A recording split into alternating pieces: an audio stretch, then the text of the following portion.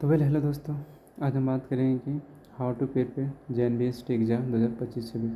मतलब JNBST exam क्या होता है कि जो बच्चे क्लास 6 में जवाहर नवोदय विद्यालय में एडमिशन लेना चाहते हैं उसको एग्ज़ाम देना पड़ता है। उस एग्ज़ाम का नाम है JNBST एग्ज़ाम। तो आज हम इसी के बारे में डिस्कस करने वाले हैं। अब बात करते हैं कि व्हाट इज़ नवोदय विद्यालय समिति और व्हाट इज़ नवोदय विद्यालय, ये होता क्या है। और तो ये क्या होता है, इंडिया में एक मिनिस्ट्री ऑफ एजुकेशन के अंदर आता है। मिनिस्ट्री ऑफ एजुकेशन के अंदर इस विद्यालय को रखा गया है और एक ऑटोनोमस बॉडी है। ये क्या है, पूरा ऑल ओवर इंडिया में ये जो है नवोदय विद्यालय हर ज़िला में यहाँ पे फैला हुआ है और पूरे स्टेट लेवल में इसको 8 रीजन में बांटा गया। जैसे जब मैं नवोदय में था तो मेरा जो रीजन था उसका नाम था पटना रीजन। तो पटना रीजन में 2-3 स्टेट को मिला के रखा गया। तो उसमें एक बिहार था, एक झारखंड था और शायद वेस्ट बंगाल था। और फिर ये डिस्ट्रिक्ट लेवल में क्या होता है, पूरे ज़िले में तो एक ही नवोदय होता है। तो यही तो नवोदय विद्यालय क्या होता है कि हर ज़िला में एक स्कूल बनाया जाता है जहाँ पे जो भी ग्रामीण लोग या फिर जो शहरी लोग, जो भी बच्चे होते हैं जो भी पढ़ने लिखने में तेज़ होते हैं, अगर वो चाहते हैं कि हम नवोदय एग्ज़ाम क्वालिफाई करके हम एडमिशन वहाँ पे एडमिशन लेकर वहाँ पे पढ़ाई करें तो इस एग्ज़ाम को दे सकते हैं। आगे बात करें कि why every student should prepare for JNBST exam. क्यों हर किसी को, हर बच्चे को जो भी मतलब पढ़ाई लिखाई में ठीक ठाक है, पढ़ने में तेज़ है, तो उस बच्चे को क्यों तैयारी करना चाहिए। क्योंकि नवोदय में जब आप जाओगे तो वहाँ पर जितने भी टीचर मिलेंगे लगभग आपको बढ़िया ही टीचर मिलते हैं। ऐसा नहीं कि सारे टीचर बढ़िया होते हैं, लगभग आपको ठीक ठाक मिल जाएगा। मतलब अच्छे टीचर रहते हैं, आपको मतलब बहुत अच्छे से पढ़ाएंगे, बहुत अच्छे से आपके साथ पेश आएंगे। और वहाँ पर स्टूडेंट भी होते हैं जो बहुत ही अच्छे स्टूडेंट होते हैं, क्योंकि वो आप लोग आपके जैसे ही वो है कि पूरे एक ज़िला में जो भी बच्चे तेज़ हुए, पढ़ने में तेज़ हैं, वही सब बच्चे पास करके वहाँ पे पहुँचे हैं। बाकी यहाँ पे हॉस्टल फैसिलिटी वगैरह भी जो है बहुत ही अच्छा रहता है। वहाँ पे रहने के लिए, खाने वाने के लिए बहुत अच्छा वहाँ पे फैसिलिटी रहता है। और बेस्ट एकेडमिक फैसिलिटी वहाँ पे, एकेडमी वगैरह जो है फैसिलिटी वगैरह बहुत सारा वहाँ पे रहता है। बुक्स वगैरह लाइब्रेरी में अच्छा खासा बुक रहता है। और वहाँ पे क्लासेस वगैरह भी, एक स्मार्ट क्लास, जब मैं था नवोदय में तो वहाँ पे एक स्मार्ट क्लासेस था। फिर वहाँ पे प्रोजेक्टर वगैरह भी इस तरह से कुछ डिजिटल में चेंज करने के इस तरह से कुछ प्लानिंग था। तो पता नहीं, अब तो मैं 2020 में ही वहाँ पे पढ़ा लिखा हूँ और पढ़ के वहाँ पे पास आउट हूँ, तो पता नहीं अभी क्या है नहीं है। और opportunity for pre preparation of doctors and engineering, जो बच्चे पढ़ने में तेज़ हैं और जिनका फैमिली कंडीशन ठीक ठाक नहीं है, मतलब अगर वो अफोर्ड नहीं कर सकते हैं कि जो डॉक्टर्स की जो कोचिंग होता है, फिर इंजीनियरिंग की जो कोचिंग होता है, तो नवोदय के लिए क्या बोलते हैं कि अगर आप पढ़ने में तेज़ हो तो वहाँ पे हम आपको एक एग्ज़ाम लेंगे और वो एग्ज़ाम के थ्रू आपको फ्री ऑफ कॉस्ट तैयारी करवाएंगे। इसके बाद फिर आगे बात करेंगे। फिर देर का गेम्स एंड स्पोर्ट, वहाँ पे नवोदय में क्या होता है कि बहुत सारा वहाँ पे गेम और स्पोर्ट्स से रिलेटेड मतलब और कुछ ना कुछ प्रोग्राम होते ही रहते हैं। कभी यहाँ पे दूसरे नवोदय जा रहे हैं, वहाँ से यहाँ जा रहे हैं, मतलब बहुत सारा वहाँ पे को अलग अलग जितने भी स्पोर्ट होते हैं, चाहे वहाँ पर रनिंग हो गया, चाहे आप बास्केटबॉल अच्छे से खेलते हो, अभी क्रिकेट अच्छा से खेलते हो, अभी फुटबॉल खेलते हो, या फिर आप लॉन्ग जंप, हाई जंप, कुछ भी सब चीज़ें जो आप अच्छे से खेल पाते हो, तो वहाँ पर भी उसका भी स्कोप रहता है और इसमें बहुत अच्छा खासा स्कोप रहता है। बात करते जो 11-12 में जो बात किए थे डॉक्टर और इंजीनियरिंग के लिए जो बात की थी, उसके लिए एक नवोदय एग्ज़ाम कंडक्ट कराती है। उस एग्ज़ाम का नाम है दक्षिणा फाउंडेशन एग्ज़ाम। अगर आप इस एग्ज़ाम को पास करते हैं तो आपको फ्री ऑफ कॉस्ट तैयारी करवाया जाएगा। ये क्या था, ऑल ओवर इंडिया में जितने भी नवोदय होते हैं, सारे नवोदय में एग्ज़ाम हर साल कराए जाते हैं।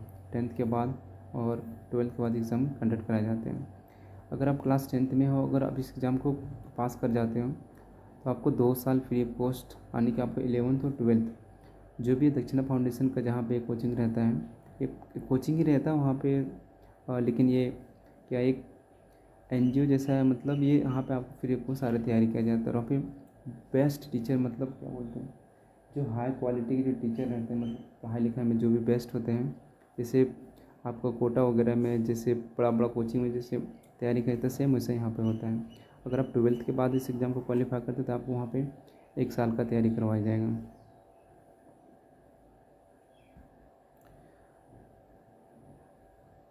आगे बात करें यहाँ पे स्पोर्ट में क्या क्या है, गेम्स एंड स्पोर्ट में अपॉर्चुनिटी क्या रहता है। तो यहाँ पे आपको डिस्ट्रिक्ट लेवल से स्टेट लेवल, नेशनल लेवल, ये सारी चीज़ें वहाँ पे कौन है रे, आपको गेम्स एंड स्पोर्ट में भी बहुत सारा अपॉर्चुनिटी रहता है, क्योंकि आप डिस्ट्रिक्ट लेवल से रिप्रेजेंट कर रहे हो।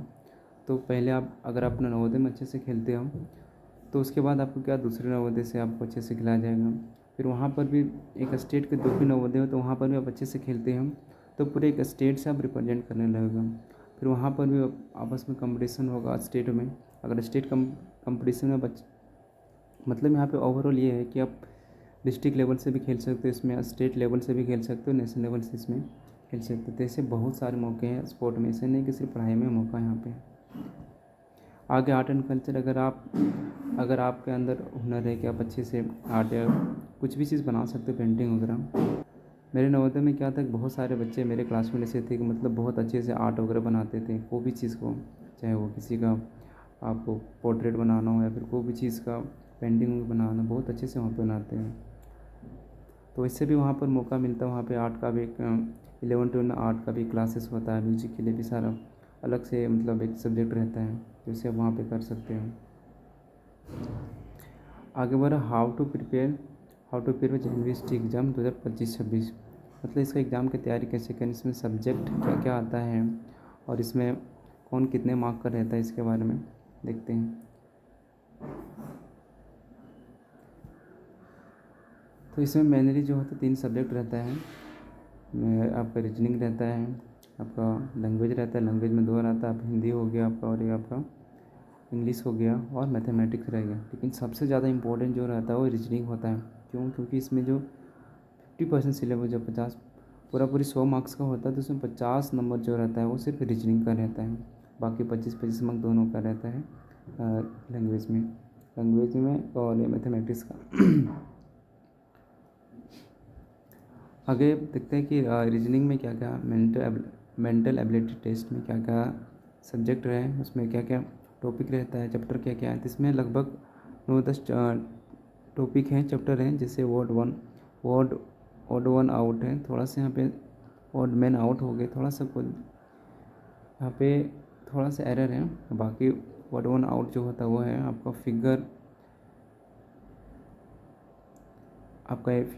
मैचिंग का क्वेश्चन आता है, इसमें पैटर्न कंप्लीशन से रहता है, फिगर सीरीज से रहता है, एनालॉजी, आप geometrical figure, mirror image, punch hole pattern, space visualisation, embedded figure. मतलब बहुत ही आसान सा क्वेश्चन रहता है, बहुत सिंपल सा क्वेश्चन रहता है।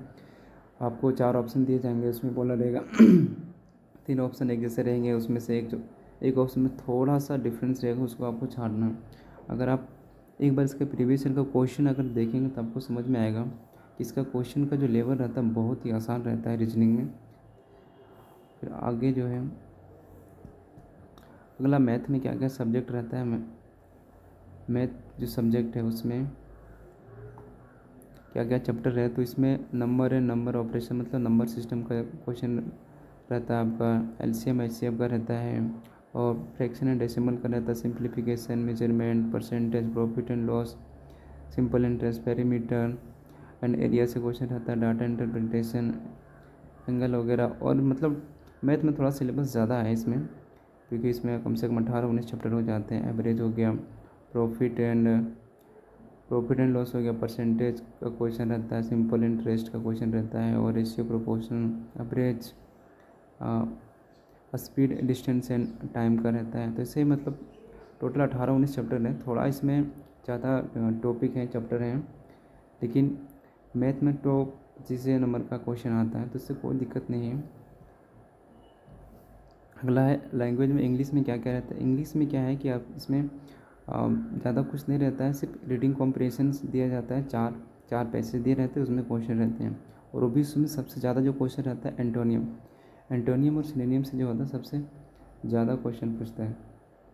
क्योंकि हर बार मतलब जब मैं अभी थोड़ी देर पहले मैं जब देख रहा था इसके प्रीवियस क्वेश्चन, तो इसमें एंटोनियम और सिनोनियम से जो क्वेश्चन था वो भर भर के पूछ रहा है, कम से कम 4 से 5 क्वेश्चन मतलब एंटोनियम सिनोनियम से सिर्फ पूछ रखा है। फिर वोकेबलरी यूजेस मतलब 4 ऑप्शन दे दिए जाएंगे, उसमें से बताया कि इसमें से कौन सा नाउन है, इसमें से कौन सा वर्ब है। तो बहुत ही आसान सा क्वेश्चन रहता है।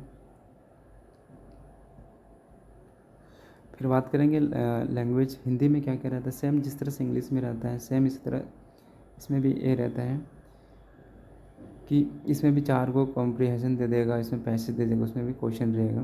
और उसमें भी सेम वैसे जिस तरह से इंग्लिश में क्या था सिनोनिम्स पूछ लेता है, उसी तरह हिंदी में क्या परिभाषित शब्द पूछ लेगा। इसमें इंग्लिश में एंटोनियम रहता है, सेम इस तरह विलोम शब्द रहता है।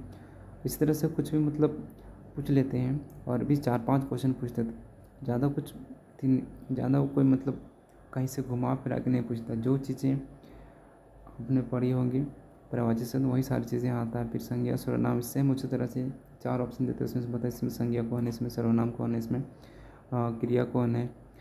और थोड़ा बहुत ये यहाँ से आता है सेंटेंस को अरेंज करने के, वाक्य रचना को लेकर क्वेश्चन आते हैं, इसमें से कौन सही है, शुद्ध वर्तनी करेक्ट स्पेलिंग सही कैसे लिखा है, कौन गलत है। तो बहुत ही आसान सा सिलेबस रहता है। आगे बात करेंगे हम लोग इसकी तैयारी कैसे कर सकते हैं। तो तैयारी करने के लिए कैसे कर सकते हैं, और उससे पहले बात करना पड़ेगा कि ये एग्ज़ाम कब से इसका एप्लीकेशन स्टार्ट हुआ था और इसका एंड डेट कब है। इसका जो एप्लीकेशन स्टार्ट हुआ था वो 30 मई से स्टार्ट हुआ था और इसका जो एंड डेट है मतलब लास्ट डेट है वो 13 अगस्त को है। आज शायद 12 अगस्त ही है, तो कल भर टाइम है। और इसका जो एग्ज़ाम डेट होता है पूरा NPS के एग्ज़ाम से 2 पार्ट में डिवाइड है, 2 फेज़ में डिवाइड है, फेज़ 1 और फेज़ 2। तो इसमें क्या है कि 13 दिसंबर को एग्ज़ाम होने वाला है और ये 13 दिसंबर को एग्ज़ाम होने वाला है। जो मतलब पटना रीजन में जो भी वहाँ पे जहाँ तक मेरे को पता है वहाँ पे 13 दिसंबर को एग्ज़ाम होने वाला है। और फेज़ 2 जो तो 11 अप्रैल, ये शायद दूसरे रीजन में एग्ज़ाम होता है, क्योंकि बहुत बड़ा है। ऑल ओवर इंडिया में एग्ज़ाम कराने के लिए अलग अलग फेज़ में कराया जाता है। तो फेज़ 1 जो होता है पटना रीजन के आसपास और फिर एक दो रीजन है वहाँ पे एग्ज़ाम कराया जाता है। तो थोड़ा सा डाउट है तो आप देख लीजिएगा अपने हिसाब से कि आपका कौन सा रीजन पड़ता है, वहाँ पे एग्ज़ाम किस तरह से होता है। फिर अप्रोक्स टाइम अगर देखें तो अभी अगस्त चल रहा है, अगस्त का आज 12 अगस्त है। तो मतलब अगर अभी से काउंट करें तो अगर दिसंबर को लेके चलें तो बहुत ही कम टाइम बचा हुआ है, 4 से 5 महीने बचा हुआ है। इसी के अंदर आपको सारा सिलेबस ख़त्म करना है, उसमें से आपको रिवीजन भी करना है। तो एक तरह से बहुत ही कम टाइम बचा हुआ है। तो हम लोग क्या करने वाले हैं, हम लोग का प्लान क्या है, इस पर तैयारी कैसे करेंगे। जितना हो पाएगा हम कोशिश करेंगे कि डेली स्टडी प्लान आपको देंगे। सुबह का कैसे पढ़ना है, आपको दोपहर में कैसे पढ़ाई करना है, शाम में कैसे पढ़ाई करना। तो हम लोग डे 1 से कोशिश करेंगे लास्ट डे तक। हम लोग टेलीग्राम चैनल पे क्या करेंगे, आपको पर डे क्या आप कौन सा टॉपिक पढ़ना है, कौन सा टॉपिक को रिवीजन करना, कौन सा टॉपिक का टेस्ट लगाना, सारा चीज़ हम लोग टेलीग्राम चैनल पे उसके बारे में अपडेट देंगे। फिर इसके बाद इस पर प्रॉपर क्लासेस चलेंगी। जितना हो पाएगा जैसे हो पाएगा कोशिश करेंगे सिलेबस को पूरा करने के लिए। तो इसमें आपको क्लास नोट्स का PDF भी मिल जाएगा। फिर चैप्टर वाइज जैसे भी एक चैप्टर ख़त्म हुआ फिर चैप्टर वाइज को कोशिश करेंगे 100 क्वेश्चन प्रैक्टिस करेंगे। 100 क्वेश्चन को भी चैप्टर का प्रैक्टिस कर लेंगे तो आपको पूरी तरह से कॉन्सेप्ट जो होता है पूरा आपको क्लियर हो जाएगा।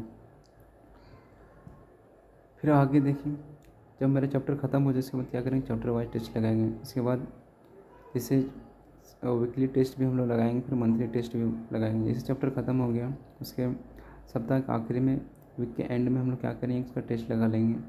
फिर जैसे हम लोग वीकली टेस्ट लगाते गए फिर मंथली, जैसे मंथ के एंड में भी हम लोग एक टेस्ट को लगा लेंगे आगे। लेकिन यहाँ पे प्रॉब्लम क्या है, बहुत सारे यहाँ पे प्लानिंग तो बहुत कुछ है करने का, लेकिन यहाँ पे प्रॉब्लम भी अच्छा खासा है। प्रॉब्लम ये है कि ऑनलाइन टेस्ट देने के लिए हमारे पास साधन नहीं है, हमारे वेबसाइट नहीं है, ना ही एप्लीकेशन, एकदम बेसिक से स्टार्ट किए हैं। मेरे पास भी एकदम जीरो से स्टार्ट किए हैं। तो देखेंगे जैसे हो पाएगा मैनेज करेंगे। हम क्या करेंगे, PDF में आपको क्वेश्चन लिख के देंगे, आप फिर वीडियो बेस्ड मतलब वीडियो बना देंगे, वहाँ से आप क्वेश्चन प्रैक्टिस कर सकते हैं। तो अभी स्टार्टिंग लेवल पे हैं तो क्या कर सकते हैं, जो भी मैं जितना मेरे पास यहाँ पे साधन है, क्योंकि मेरे भी जो है हालत वैसा ही है जैसा आप लोग या बहुत ही ठीक नहीं है। मतलब ऐसा नहीं कि हम तुरंत भी जाकर वेबसाइट बनवा लें या फिर एप्लीकेशन बनाएं, इसमें अच्छा खासा पैसा खर्चा होते हैं। तो अगर आप भी चाहते हैं कि तैयारी करना है, हमको भी इस बार JNBST एग्ज़ाम पास करना है, नवोदय में जाकर पढ़ाई करना है, तो इसमें प्रॉपर क्लासेस स्टार्ट करेंगे 15 अगस्त 1-2 दिन के बाद क्या करेंगे, प्रॉपर इसमें क्लासेस स्टार्ट हो जाएगा। डेली आपका आपका एक प्लान पहले बनाएंगे, एक शेड्यूल बनाएंगे, कैसे कैसे क्या करना है। शेड्यूल बनाने कौन सा दिन कौन सा आज सा डेट हम लोग को पढ़ना है, कैसे क्या करना है,